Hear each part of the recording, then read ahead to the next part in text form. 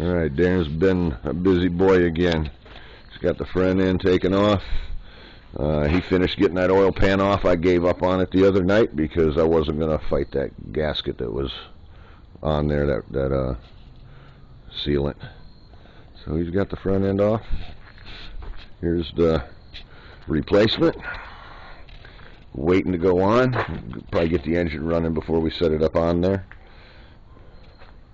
So yeah, he had a good day.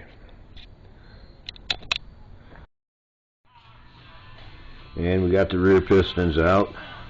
The rings are definitely seized on there, so it's a good thing we pulled them. I was expecting that, but they might have freed up with just running it, but when you're that deep in, why take that risk? So go ahead and replace those rings and put the thing back together.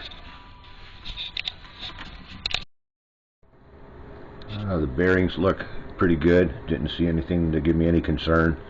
Been a long time since I rebuilt an engine or anything, but back when I did, you would see copper coming through if the bearings were worn. I'm assuming that's still the case.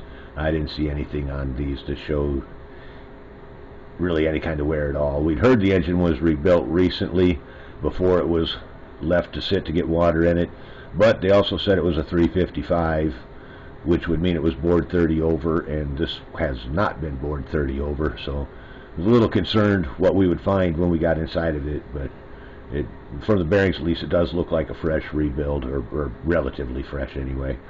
We're still going to go ahead and replace the bearings, and we kind of talked it over, and I had to buy a whole set of rings to get the two, and so since we're in here and it's that simple, we're going to go ahead and replace all the rings and all of the connecting rod bearings, just because we're here, and why not?